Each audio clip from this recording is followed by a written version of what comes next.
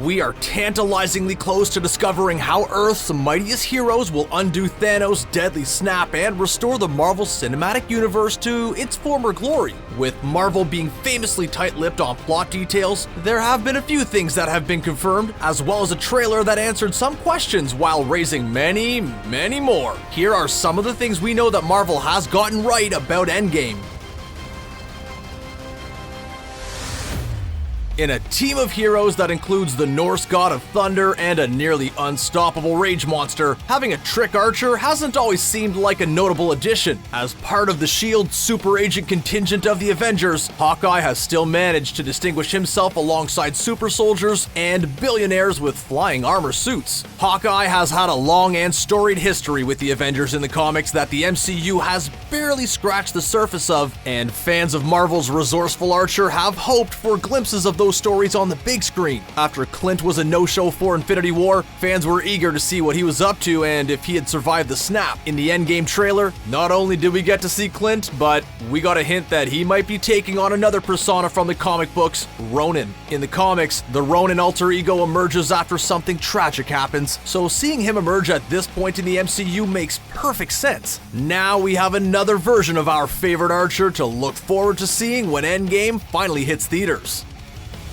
Clint wasn't the only MCU character to take a pass on the events of Infinity War. Reluctant hero and father Scott Lang, aka AntMan, was also missing in action during Thanos' big plan, with Captain America himself respecting Scott's decision to take house arrest to be with his daughter. Of course, that didn't go quite as planned, with the original Wasp, Janet Van Dyne, reaching out to Scott from the quantum realm as well as Ghost, and opportunistic arms dealers complicating matters. Scott, Luis, Hope, and Hank all managed to pull through, rescue Janet, and even found a new powerful element in the MCU, quantum particles. Unfortunately, while Scott was in the quantum realm collecting them, Thanos snapped the first family of shrinking out of existence, presumably leaving Scott stranded there. This left fans to wonder if Scott was going to be trapped in the quantum realm during Endgame, meaning that he'd miss out a second time, or if he'd play his role in the Tinyverse. At the end of the Endgame trailer, we got our answer. Scott has made his way out and took Luis Van with the quantum tunnel to Captain America and Black Widow, with a tantalizing hint that this might be the key to undoing the snap. It's been over 10 years now for the Marvel Cinematic Universe. While the idea of a shared universe is now all the rage, 10 short years ago, the very idea was considered a big risk. There were articles written suggesting that Marvel didn't have the rights to enough of its marquee characters to create a successful shared universe. Over 20 movies later, and billions of dollars at the box office, the MCU is now one of the most successful film franchises in history. With so many hit movies already under their belt, and with big changes on the horizon for our favorite superheroes, there's a lot of memories built up. We know from leaked photos that iconic sets and costumes are going to be featured in Endgame, along with variations of Captain America's suit from the first Avenger to Civil War. Whether or not it's time travel, a flashback, or whatever, the entire MCU has been leading up to this moment, and it'll be cool to revisit how we got here as we learn where we're going next.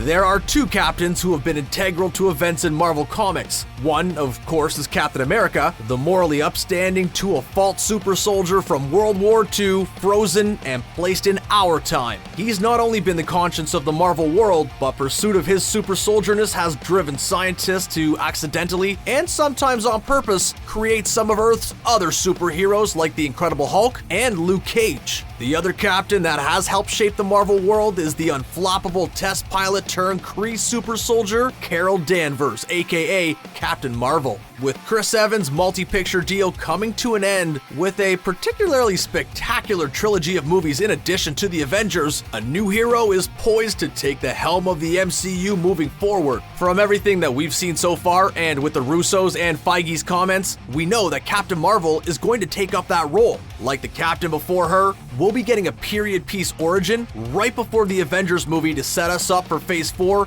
and a new era.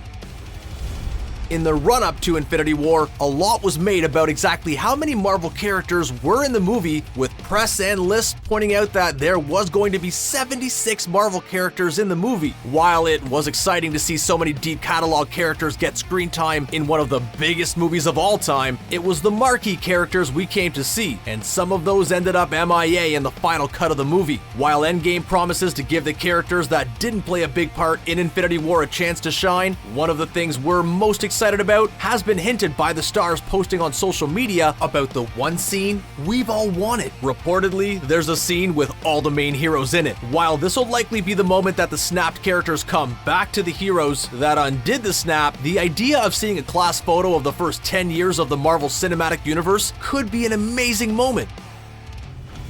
In the excitement of getting our first look at Endgame with the release of that amazing first trailer, one thing was lost, and that was the planned release of the Far From Home trailer. What we know about Far From Home is that Nick Fury plays a key role, and that the movie takes place immediately after the events in Endgame. As we all know, Spider-Man was one of the saddest dustings at the end of Infinity War, fading away into Tony's arms after Tony had said if anything happens to Peter, he would be responsible. Of course, we know that the MCU's new biggest star wasn't going to stay dusted, but it was still sad all the same. While Endgame promises to bring the first major chapter of the MCU to a close, we also know that the Juggernaut isn't going to take a breath. Far From Home will play right into the events of Endgame.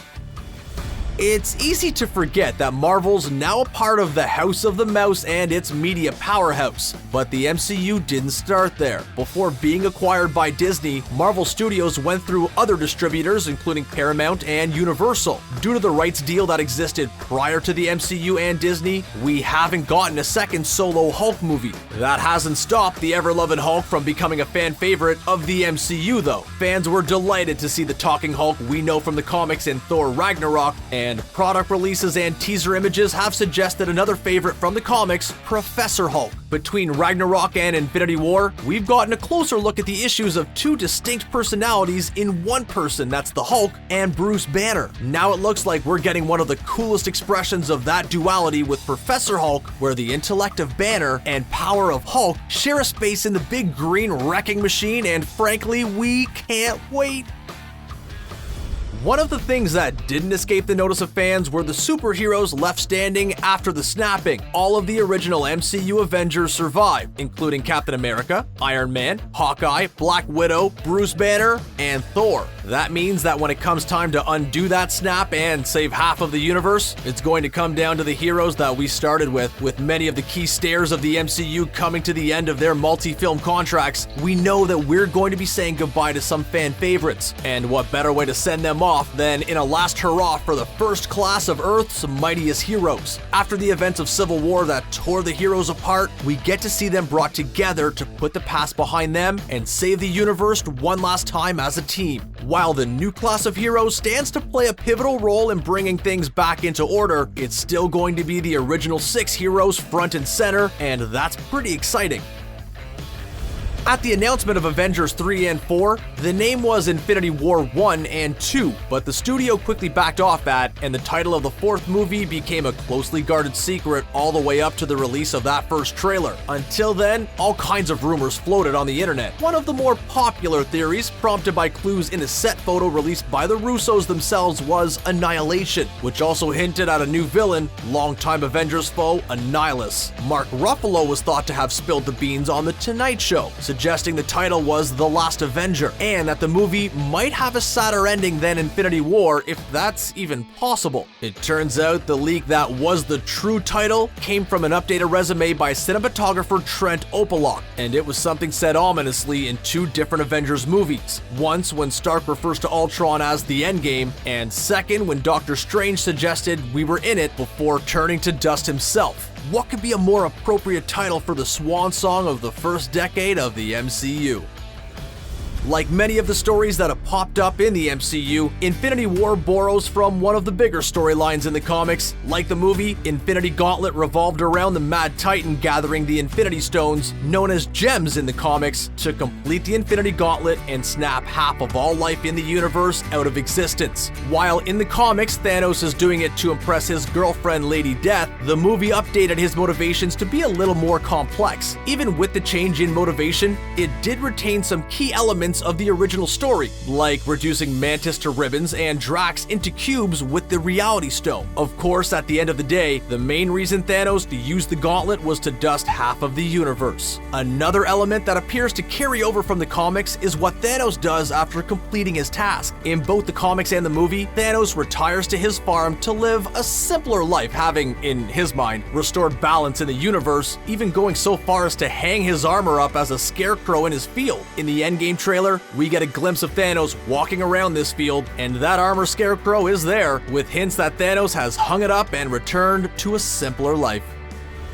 For all the success and heroics that the Avengers have had over the course of the MCU, they've been essentially on defense the entire time. While this makes sense given that they are Earth's defenders and it's not really heroic to go picking fights, Endgame promises to be the first time that the Avengers go on the offensive. The snap has already happened, the damage has been done, and Thanos has gone to his farm to retire. For the first time, the Avengers have to go on the offensive, not to prevent something, but to set something right. We'll see a proactive team with a plan that Captain America says has to work, because if it doesn't, he doesn't know what he'll do. What that plan is and how it'll work remains to be seen. We don't even know if the plan they're talking about is formed before Ant-Man shows up with the quantum tunnel, but we look forward to seeing Earth's mightiest heroes on the offensive. One of the greatest tragic love stories of the MCU has to be the one between Steve Rogers and Agent Peggy Carter. Rogers is forced to sacrifice himself to stop Red Skull, meaning Steve and Peggy never get that dance. When Steve Rogers gets unfrozen, he learns that the woman has lived a full life, including eventually getting married. Even though she never forgot Steve, she had to move on and live the rest of her life. It's a heavy weight that weighs on Rogers, as he has to adjust to being a man living out of his own time. When Agent Carter finally passes in Civil War, the famous speech that Captain America gives in Civil War comics is credited to Peggy Carter by her niece, Sharon Carter, aka Agent 13. With that, Peggy continues to be the moral compass for the one character that has carried that burden for the rest of the ragtag heroes that form the Avengers. In one of the shots in the Endgame trailer, that point is almost made literally as Captain America checks his World War II compass that features a picture of Peggy, whose guidance still informs Rogers' decision-making to this day. We eventually learn that, at least in the early planning stages of the Avengers, original founding member the Wasp was intended to be a part of the first movie, but didn't make it to the filming stage. In the comics, she not only was a founding member of the Avengers, but it was the Wasp that gave the Avengers their name. Since the beginning, the Wasp has been an integral part of Marvel's premier superhero team. Back in the MCU, we had to wait for the second Ant-Man movie before we were officially introduced to the Wasp, though original Wasp Janet Van Dyne was shown in flashbacks to the time when Hank Pym carried the Ant-Man moniker. Now that the Wasp has burst on the scene with Ant-Man and the Wasp, we might get a chance to see her in the team that bears the name her mother coined. While both Janet and Hope were dusted in the post-credits scene, we have to believe that all the heroes will appear in one mega scene in the upcoming movie. So even if she's not an official Avenger, her dad, of course, isn't Tony Stark's biggest fan, she'll be with them. Even if it's just for the moment, it'll be great to see. Clint Barton isn't the only one who might be getting a new identity in the upcoming Avengers. The long-suffering Pepper Potts, played by Gwyneth Paltrow, has also been teased with a new alias in an Instagram post featuring a familiar costume. In the comics, Stark's assistant turned CEO and love interest endures a very familiar injury, resulting in shrapnel that has to be abated by a magnet similar to the injury that spawned the creation of the Iron Man armor powered by Stark's arc reactor chest piece. She also gets a suit of armor to to go with it and assumes the role of rescue. Back in the MCU, this wouldn't be the first time Pepper has found herself inside a suit of Tony Stark's signature armor. In Iron Man 3, Tony sends a suit of armor to protect her from an apparent attack by the Mandarin, and it's the extremist infected Potts that eventually puts an end to AIM's Aldrich Killian. The Instagram photo suggests that Pepper Potts takes up the rescue armor, perhaps to pick up the torch from Stark after he finds himself adrift alone in space with no apparent way home. Either way, we're ready to watch Pepper take on a bigger role in Endgame.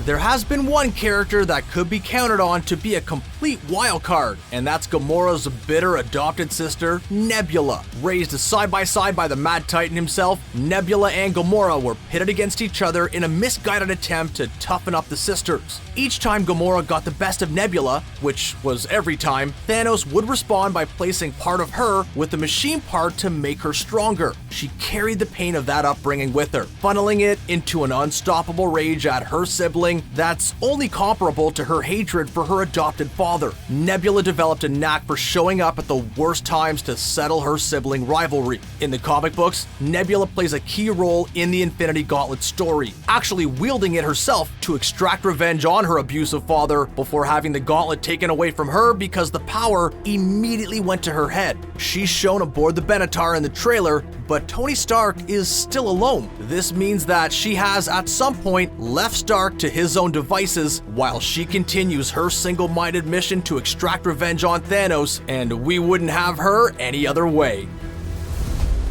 These are just a few things Marvel already got right in the upcoming Avengers Endgame movie. What are some of the things that you're looking forward to when the movie comes out? Did we miss anything? Let us know in the comments section below. And don't forget to subscribe to CBR for more MCU content. Thanks for watching.